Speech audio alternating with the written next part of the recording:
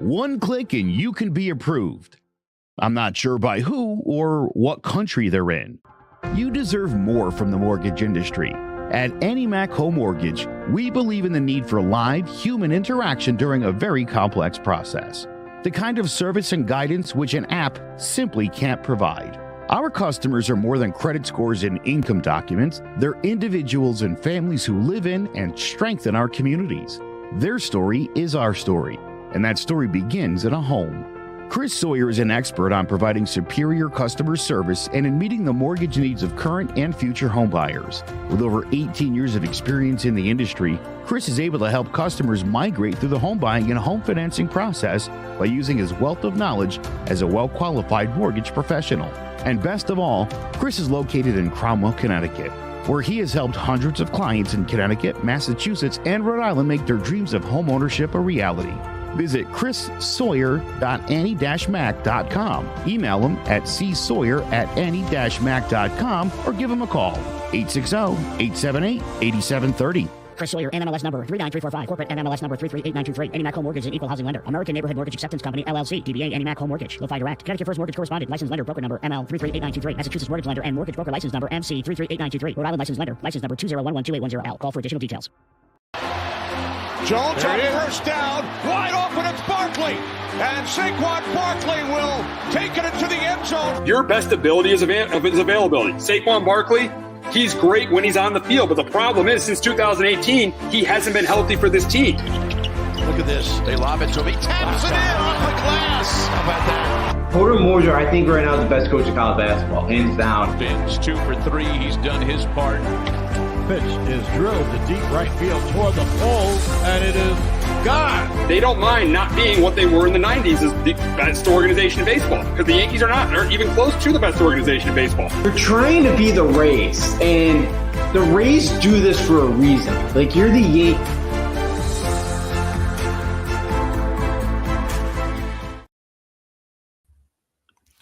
Welcome to Sports Talk with R&J. I am Steve Risser, along here with Justin D'Onofrio. And Week 10 is upon us in the NFL. Is upon us, and we got a big game on Sunday afternoon as the Dallas Cowboys, who are 6-2, face the struggling Green Bay Packers, who are 3-6. I think this is a game where I think the Cowboys win. I think they win it by a couple scores. I think they run the football with Tony Pollard. I think Dak Prescott throws a couple touchdown passes. And I think the Packers' struggles continue. I think Aaron Rodgers throws another interception. I think the Packers have trouble getting the running game. I think they get behind early, so they have trouble getting the running game going. And I think, the receivers of Green Bay have trouble getting separation against the Cowboys secondary. I think this is a game where it's rare for me to pick the Cowboys to win a game, especially against Aaron Rodgers by double digits. And I know Aaron Rodgers has owned them throughout his entire career. But I think this game, I think the Cowboys win this, and I think they win it handedly. I think Mike McCarthy wins his return to Lambeau Field handedly, and that's why I got the Packers beating I got the Cowboys beating the Packers 30-17. But Justin, can Aaron Rodgers and the Packers offense get back on track and snap their 5-game losing streak? I don't think they can. I got the Cowboys as well, 23-17.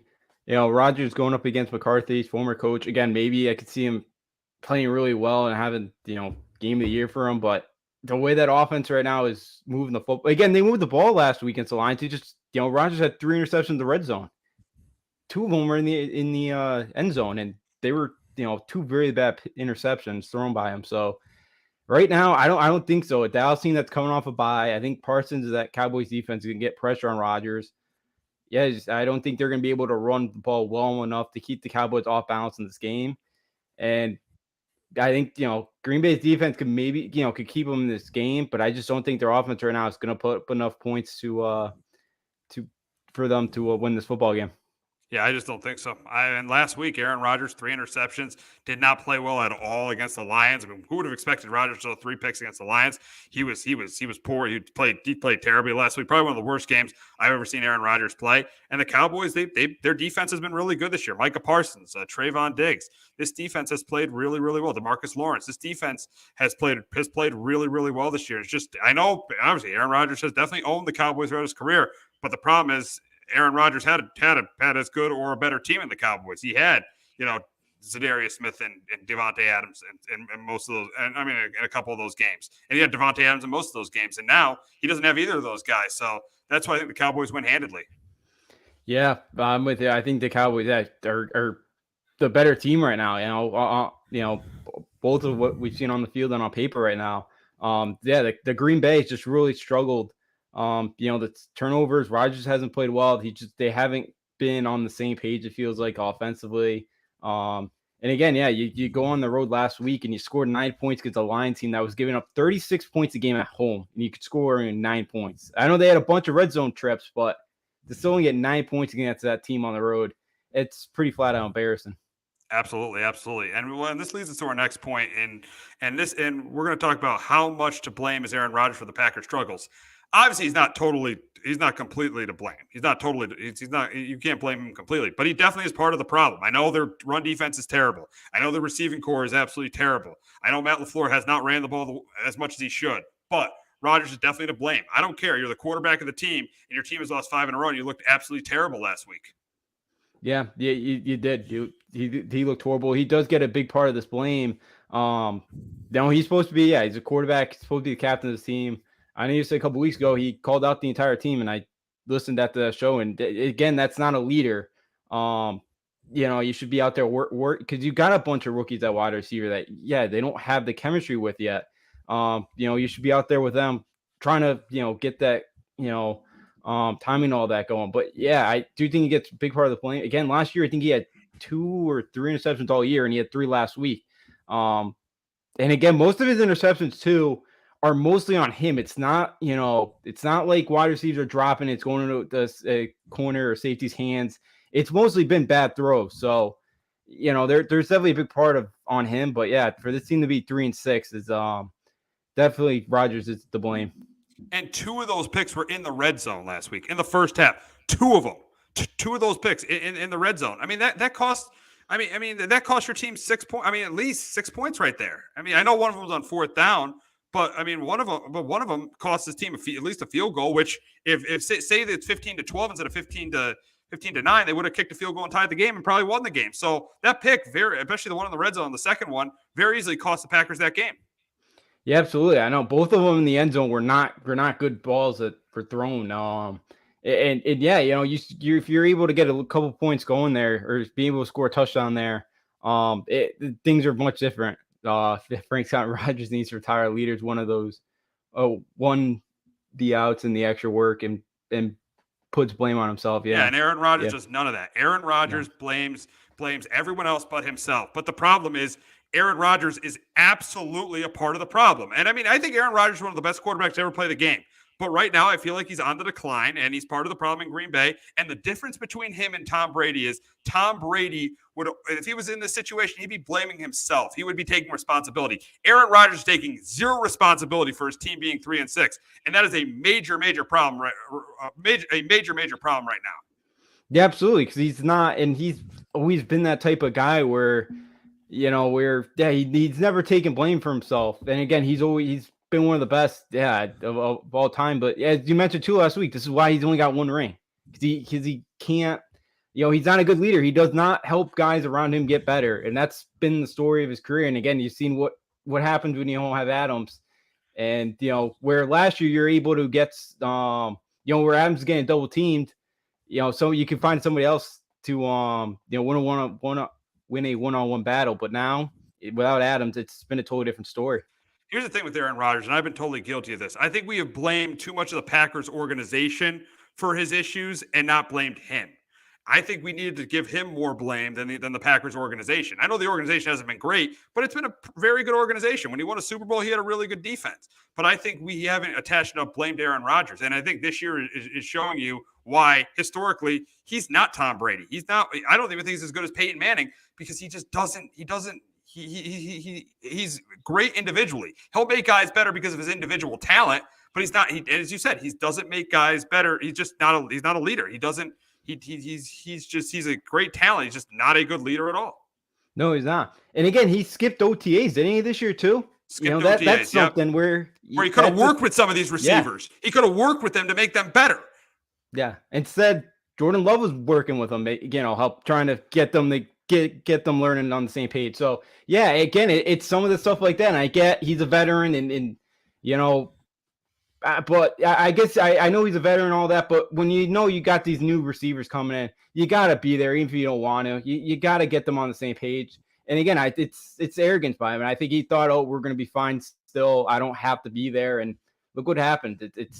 They've been horrible, and it's crazy to see how bad it's gone for the Packers, because for how good they were last year, to kind of see it all crashing down like this, it's pretty crazy. Absolutely. And yeah, I know Zadarius Smith, but he and Devontae Adams are great players. But the thing is, Zadarius Smith didn't even play that much last year. So basically, they've lost one player. And I know Devontae Adams is outstanding. He's one of the best receivers in football. But losing one guy on a football team should not mean your team drops off this much.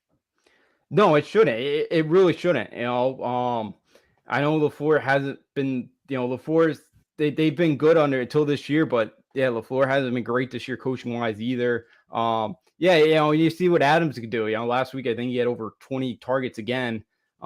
He's been a big part of that Raiders offense this year, and for good reason. And yeah, Rodgers just hasn't. And with Zadarius Smith, he put like 1 or 2 games last year. And again, the defense has been pretty good. It's but it's the offense. The offense just can't figure it out. They can't run the football well enough. They haven't ran it enough at times. So yeah, it's just been the offense. It just for whatever reason, it just doesn't seem they're together right now, and it's been brutal to watch their offense, especially last week against a Detroit defense like that. Team move the ball, but yeah, just not getting any points off of it. It's very concerning. Oh, absolutely. So we got to get to the next story, big story in the league, and that's the Colts firing Frank Reich, which was expected. I feel like even though it was midseason, it was expected. I mean, I was surprised they didn't do it last year after he wanted to bring in Carson Wentz, and the team didn't make the playoffs, and Carson Wentz was okay, but he wasn't what we thought he was going to be in Indianapolis. I was surprised it didn't happen last year. I'm not that surprised in the move, especially looking at the offense. You saw it on Sunday in New England. It was absolutely terrible. So I don't mind this move, firing Frank Reich. But the problem is the guy they've hired as the interim head coach. Jim Irsay has literally hired a guy who has no experience in coaching in college or the pros. The first time since 1961 with Norm Van Brocklin that they've hired a coach with no pro or college coaching experience to be a head coach. I'm sorry. I wish the best to Jeff Saturday. Great guy. Did a great job as an analyst for ESPN. But I think this is going to be a disaster. I think this is going to be an absolute disaster for the Colts. I think Jim Irsay is putting Jeff Saturday in a position to fail. You can't blame Jeff Saturday. He got the call. He got the offer. You take the offer to be a head coach. I don't care. But I honestly think that there are 2 head coaches, John Fox and Gus Bradley, on the staff. They didn't make interim head coaches. This move makes absolutely no sense. And I'm telling you, the Colts right now are the laughingstock of the NFL. Yeah, that was the hiring of Jeff Saturday was very surprising because, as you mentioned, he's got no experience. And what does that tell the rest? He did play the game. Yeah, he absolutely did. And he was a phenomenal center back in the day. Is Ertz that Irsay, you mean? Does he not? Yeah, Saturday. For Jim Ertz, does he not have any confidence in Bradley or John Fox to be able to interim? Is he just that concerned that he does not think those guys could, what's that saying to the rest of the coaching staff? Your owner doesn't believe he could be the interim. You got to bring a guy that, was a big face in his organization, with Peyton Manning. But yeah, their offensive line's broken. Maybe he can help fix that. But again, it's different. It's different than talking about everything on TV than being on the sidelines calling the plays on Sunday. So yeah, that's the thing that's really weird about this. I was very surprised during time. So he might actually know something. I still think it's a stupid move by the Colts. I absolutely. He did play the game. I get it, but you don't go up and have no college or pro coaching experience and be a head coach of an NFL team. I mean, I don't know how the locker room is going to receive this. This is one of the strangest moves I have ever seen. Yeah, it is. And again, I know their offensive line's so bad. So maybe he could help a little bit. But again, yeah, it's different talking about it on TV than coming in here and trying to teach these guys. It's a totally different world, I feel like. So, yeah, it's a totally boggles the mind move. Again, I think, because I feel like, too, Saturday, this is a tryout for him, and I think Ertz probably may want him to be the future head coach. But again, why don't you bring him on to coach like the offensive line or something? kind of see how he does there, see how it goes, and then reevaluate in the offseason. I don't think you just kind of throw him the keys like this and try to throw him in the fire. Because, yeah, for a guy that's never coached before, this is a huge mess that he's got to come in here and clean up. Yeah, and the team's 3-5-1. The team is not good. I mean, who knows how this is going to affect this locker room? Is Darius Leonard going to play another game this year? I mean, who knows? Who knows what's going to happen with Jonathan Tav? If those guys are even going to play for the rest of the year, I mean, they'll probably will if they're healthy. But still, I mean, this is just a total. I'm so shocked that they would do something like this. I just am. I know. I mean, I respect Jeff Saturday. I respect his knowledge of the game. But to have no experience and be leading an NFL locker room is, to me, unheard of. Yeah, it is. It really is. It's you don't know how the players are going to respond to something like this.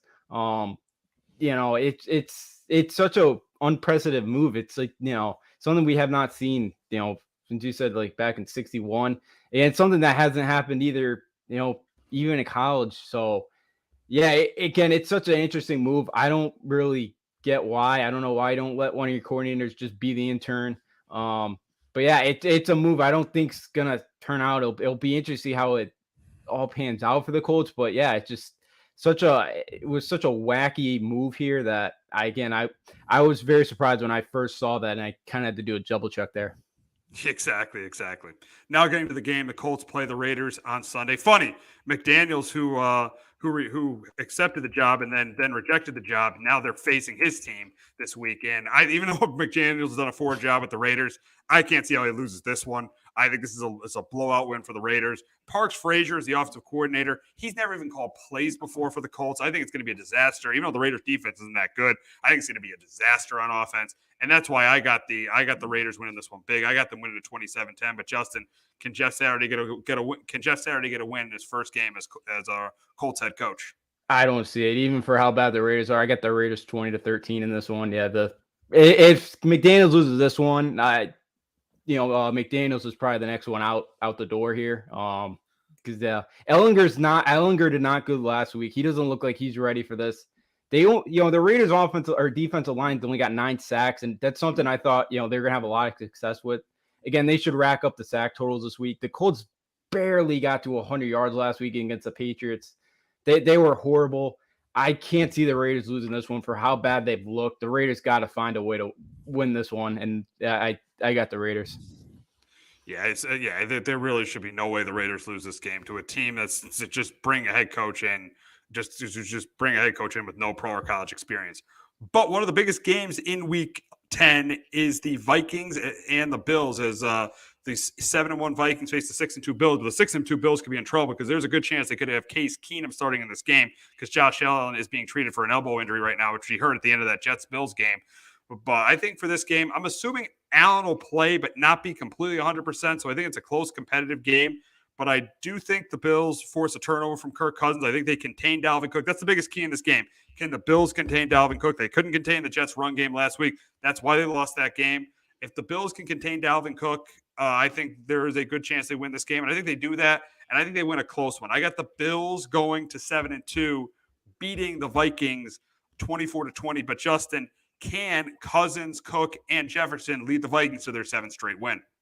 Didn't be difficult. I get the Bills as well, 27-24, thinking that, as well, Josh Allen should be able to go and play in this game. As you mentioned, it's a running game. The Jets ran the ball really well against them last week. Aaron Jones had his best game that Sunday night a couple weeks ago where he had over 170 yards and rushing in that game as well. So if the Vikings have success running the football, they have a chance. And I think you have to shorten the game, like kind of what the Jets tried to do against the Bills as well. Just keep that ball out of Josh Allen's hands, keep that offense on the sidelines, and you have a chance against the Bills. So, yeah, as long as, Kirk Cousins doesn't make too many mistakes in this game, Justin Jefferson should get some yardage in this game. I think the Vikings are able to keep up. I don't think they're going to be able to, I think, they're just not going to be able to put up enough to beat the Bills. I think they hang around, but lose a tight one. We got the Texans heading to the Meadowlands to face the Giants, and I do think the Texans stay in it early with the running game with Dameon Pierce. I think Dameon Pierce has a good first half, and I do think the Giants do get off to a little bit of a slow start. But in the second half, I think Saquon gets going. I think Daniel Jones throws a couple touchdown passes, and I think the defense forces a couple turnovers from Davis Mills, and that's why I got the Giants off their bye going to 7-2 and beating. I'll be at the game. I got the Oh, Giants going to 7-2, beating the Texans 28-13. But Justin, can Damian Pierce lead the Texans to an upset win in the Meadowlands? I don't think so. I get the Giants win this one 23-14. Yeah, I think the Texans, could have success running the ball, but I think Mills, if they want to continue to have success and win this football game, Mills is gonna have to be able to throw the football. They're gonna have to play action. But I think the Giants, shut that down. I think Mills throws a pick or two in this game to help out that Giants offense. I don't think there's enough. I think the Giants find a way to slow down Pierce enough and be able to get that victory. We got a big game in Germany as the Seahawks take on the Bucks. We got the 2 first-place teams, but who would have thought they would have the records they had? Who would have thought the Seahawks would be 6-3, and who would have thought the Bucks would be 4-5? So I think this is a close, competitive game. I do think the Bucks defense contains Kenneth Walker. I do think they do a good job containing Kenneth Walker in the game. I do think they do. I think it's close and competitive. I think there's a turnover each way, but I think this game is close. But just like last week, I think it's tied up. I think this week, I like the Bucks for losing. I think it's tied up with the ball in Tom Brady's hands. I think they drive. I think Tom Brady leads the Bucks on another game-winning drive, and the Bucks win the game 23-20 to go to 5-5. But Justin, can Geno Smith lead the Seahawks to their 5th straight win? I think it's very possible, but I got the Buccaneers as well, 24-21. Geno's played really well this year. They've thrown the football well. They went on the road last week, beat an Arizona team yet again to get the sweep. You never really know what's going to happen in these international games. I think Kenneth Walker, can they get that running going against a good Tampa Bay, team good against the run on defense? I think, they may, if the Bucs could kind of slow that down, try to make the Seahawks one-dimensional more. I think, the Bucs in secondary played well. I think they could get an interception or 2 off of Geno, which will help out Tom Brady in that offense. And I think they're able to do enough. But for the Bucs too, Evans too, he had 4 or 5 drops last week. I know. So he was great. Bad. The Bucs, even though they won, they were lucky to win that game last week. I mean, they didn't score when they needed to at the end, but the Rams did give them another chance. And Brady, it looked like vintage Tom Brady in that last drive. And the big question is can a win like last week turn the Bucs season around? And for me, I'm not going to say yes or no. I need to see more. Yeah, I'm with you. I definitely think it can turn it around with that schedule in that division. I think they can get it going, but I haven't seen enough. Can that offensive line play better? Can they get the running game going? So I'm with you. I could possibly see it, but it's tough right now. You don't know what you're going to get out of the Bucs from week in and week out. No, not at all. And we'll circle back to a comment we got from a listener. And I hate the NFL. Is the name? But question: do you guys think Josh Allen should play on Sunday? Honestly, if he's not close to 100%, absolutely not. Because they potentially could win that game with Case Keenum. Now it's going to be hard because the Bills have trouble running the football, but their defense could force some turnovers against Kirk Cousins, and they could win that game. So if Josh Allen's not 100%, absolutely not. Because with a healthy Josh Allen, this Bills team, to me, I don't care what their record ends up being, they're the best team in football. Yeah, I'm with you. If Allen's healthy enough, I think he goes out there and he's able to play. Then I think you start him. If not. Yeah, because again, even if they get the 2 seed in the AFC, they still could go to Kansas City and go get a win. So I'm with you. If he's not 100%, Case Keenum's he's a capable backup of going out there and beating some teams again at home this week. Very possibly he could go out there and beat the Vikings. It's a revenge game for him against his former team. So if Allen's not 100% and he's not good enough, then sit him this week. Rest him up and then get ready for week 11. Absolutely. I mean, he's day-to-day right now, so we'll see what happens with Josh Allen. But getting back to the games this week, we got an NFC East matchup in Philadelphia between the Commanders and the Eagles. And I think the Commanders might stay in it for a little bit, but Jalen Hurts is clearly better than Taylor Heineke. The Eagles are clearly the better football team than the Commanders, and that's why I got the Eagles. I think Miles Sanders has a big game on the ground. I think Jalen Hurts throws a couple touchdown passes, and I do think they force a turnover or 2 from Taylor Heineke. That's why I got the Eagles winning this game 31-16. But Justin, can the Commanders get revenge for what happened in Week 3? Well, they got to start off with not allowing their quarterback got sacked. Carson Wentz got sacked 9 times in the first meeting, so their offensive line has to do a much better job protecting him this time. I got the Eagles 28-14. Again, tough loss last week against the Vikings. They played well again, hung around. Yeah, maybe they're able to hang around for a little bit here, but I just don't see that offensive line giving Taylor Heineke enough time. I think they do throw a couple. Heineke will throw a couple interceptions this game. I think the Eagles capitalize off of that. I just don't see Washington having enough talent right now to knock off the Eagles. I think maybe they hang around for a half, but that's about it. Yeah, I agree there. I definitely agree there.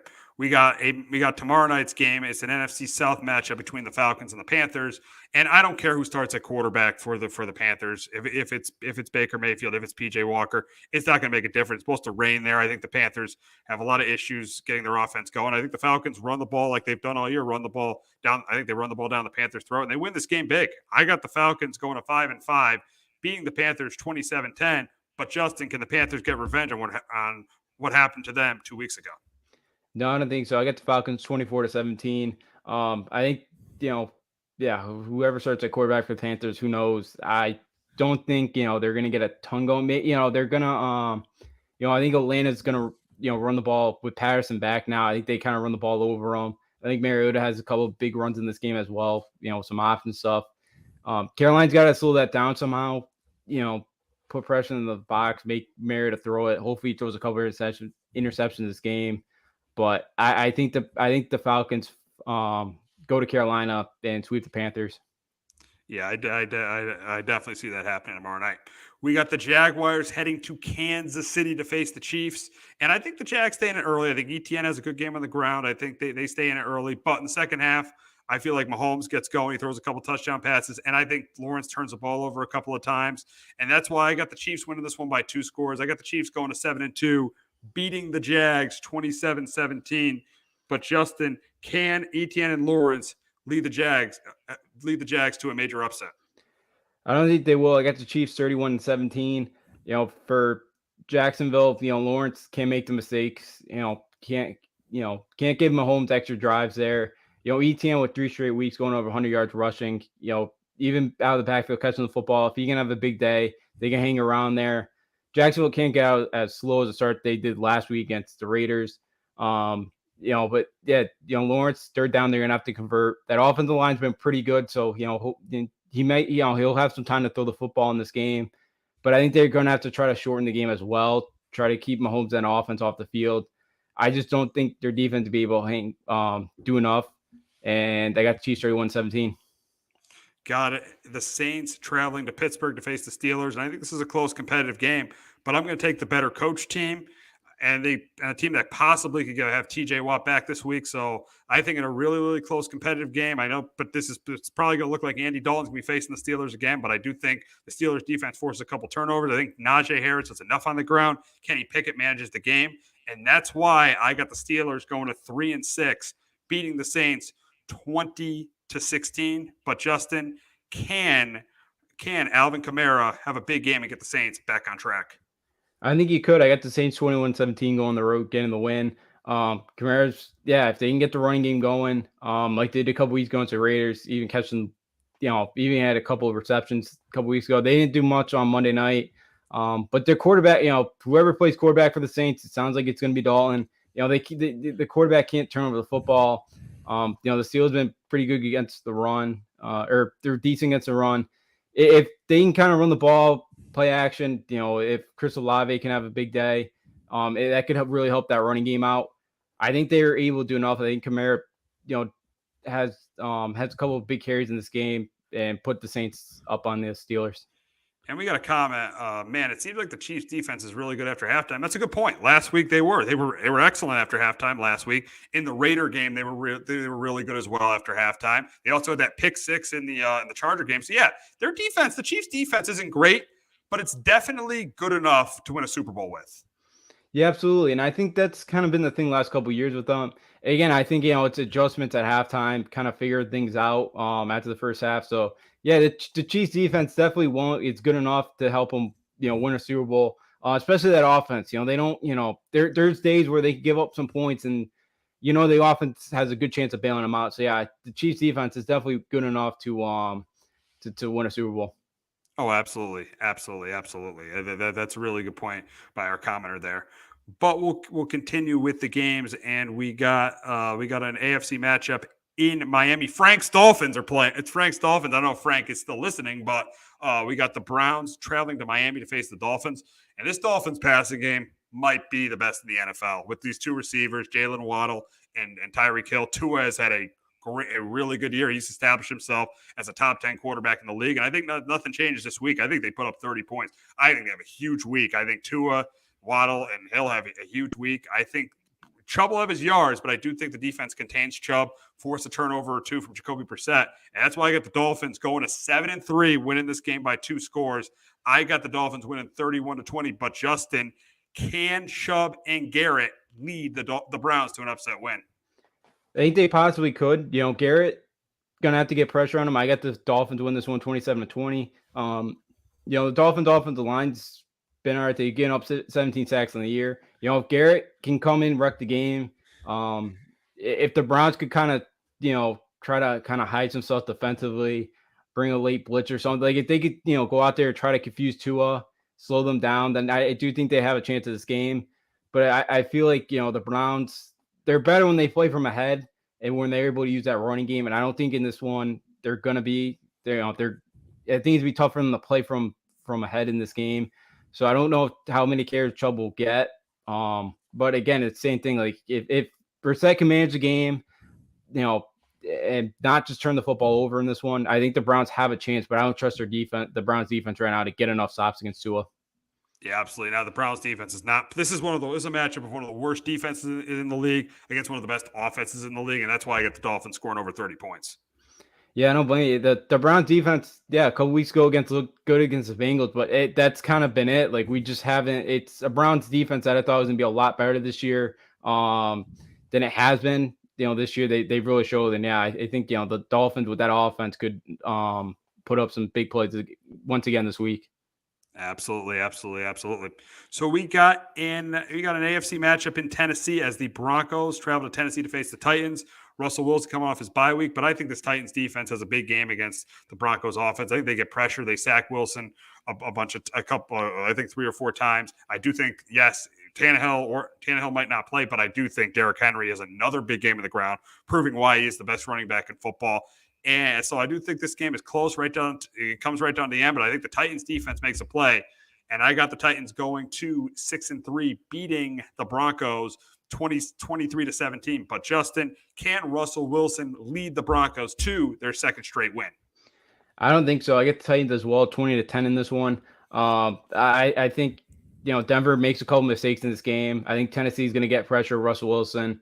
I think Tennessee's pass defense, the secondary plays pretty well, plays well enough. I know they haven't been great this year, but I think the Broncos are going to be one-dimensional. I think they're going to have trouble running the football, and I don't think that helps out Denver's offense in this game. And I think Tennessee's defense and their special teams kind of help out their offense, put them in some good spots in this game, and I think that's why the Titans won by 2 scores.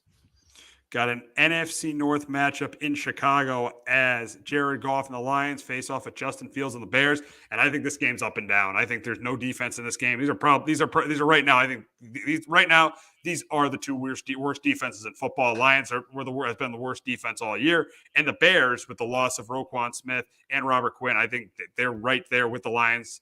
I think both Jared Goff has a big game. He throws a couple touchdown passes. I think DeAndre Swift and Jamal Williams have a big game on the ground. And I also think Justin Fields has another big game, but he falls short because his defense can't stop anyone. That's why I got the Lions beating the Bears 34-31. But Justin, can Justin Fields stay hot and lead the Bears to their 4th win of the season?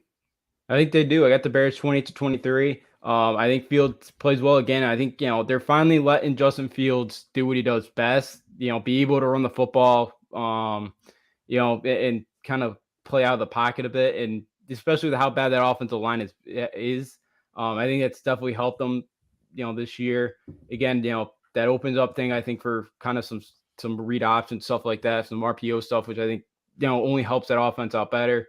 And I think Claypool came in and was was a nice target there for Fields last week. I know he only had 2 catches, but he had 6 targets. Again, I only see those numbers starting to go up for Claypool the next couple weeks with him. So I think the Bears, that offense, are really starting to kind of find something. Justin Fields is starting to, really look like he can belong in this league. And I'll take the Bears right now to find a way to get a win at home.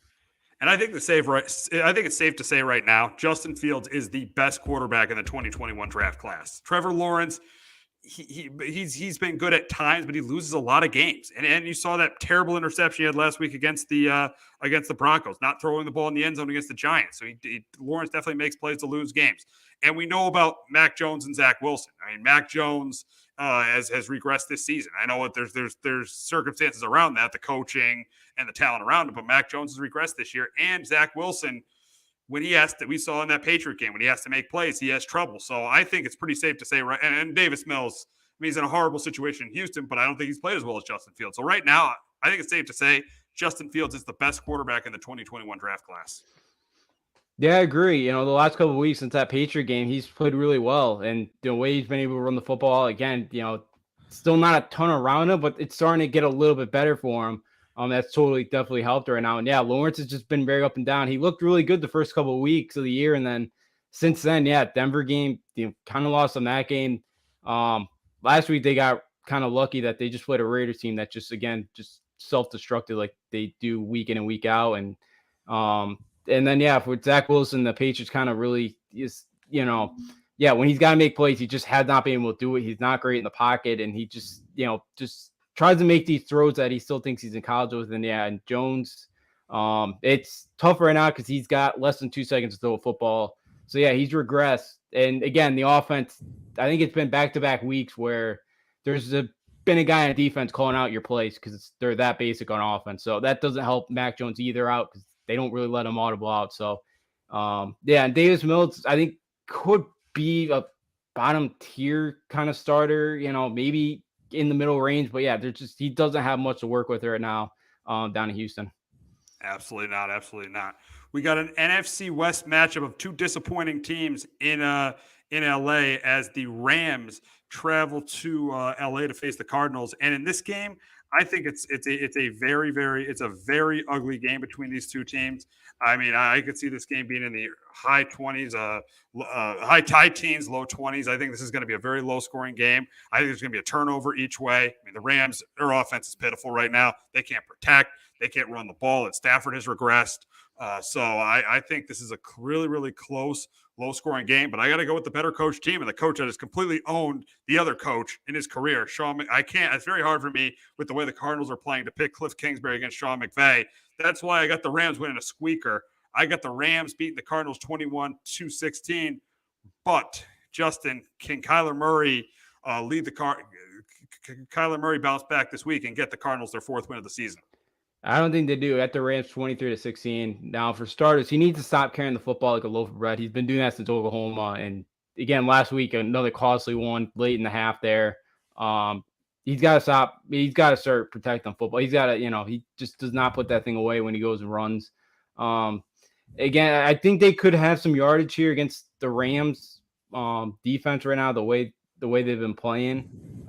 But again, the Rams have been good at stopping the run. They've been kind of average against the pass. So I think the Cardinals maybe do a little bit, but I do think a couple turnovers by Kyler Murray, DeAndre Hopkins.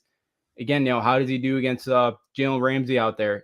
That'll be a fun matchup. Again, if Hopkins win that matchup and have a couple of big plays, then I think the Cardinals could go out there and win this game.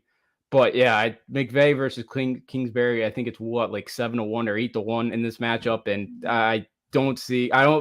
even for how bad the Rams are playing, I don't see the Cardinals out going on the road and beating them. And you're going to get a sneak peek of the Cardinals because in the second half of the year, because they're going to be on the in-season Hard Knocks. The big question is Cliff going to make it? Is Cliff going to make every episode of that show? I think that's definitely in question. I definitely do too. He's not playing the call. He's not the play call anymore, and they still really haven't looked great outside that Saints game. But they forced 4 turnovers in that game, so they haven't looked great. Again, I think if there's another head coach that gets fired, I think it's probably him.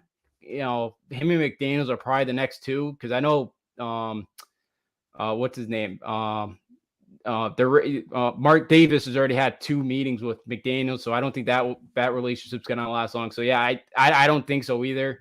Especially if things keep going the way they're going. I can't imagine Cliff Kingsbury's going to make the season.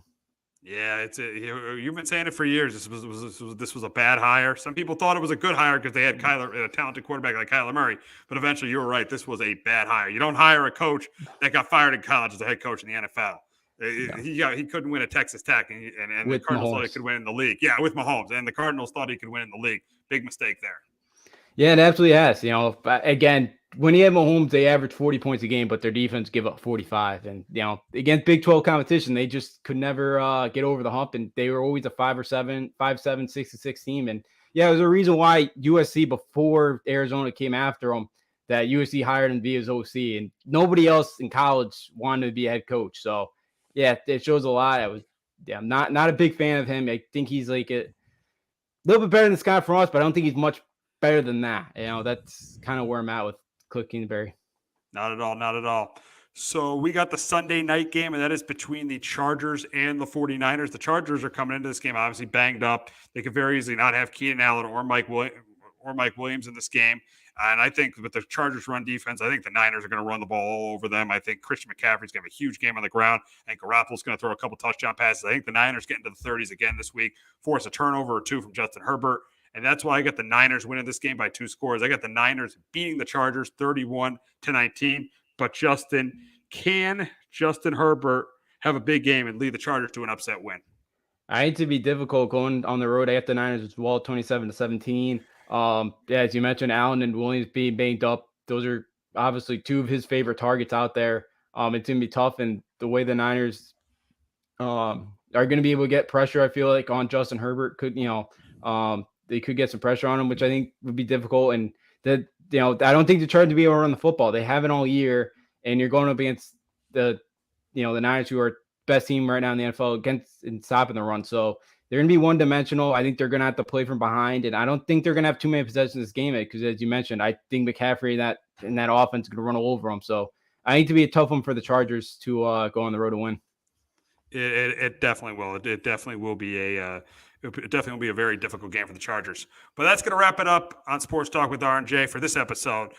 But we'll be back. Make sure you tune in 5 minutes as we have another episode, and we'll be talking about the Nets hiring Jack Vaughn, the college football rankings coming out, and week 11 of the college football season. So make sure you tune in for that. Jones on first down, wide open, it's Barkley. And Saquon Barkley will take it into the end zone. Your best ability is his availability. Saquon Barkley, he's great when he's on the field, but the problem is since 2018, he hasn't been healthy for this team. Look at this. They lob it to him. He taps it in off the glass. How about that? Porter Moser, I think right now is the best coach in college basketball, hands down. Fins 2 for 3. He's done his part. Pitch is drilled to deep right field toward the pole, and it is gone. They don't mind not being what they were in the 90s as the best organization in baseball, because the Yankees are not. They're even close to the best organization in baseball. You're trying to be the Rays, and the Rays do this for a reason. Like, you're the Yankees.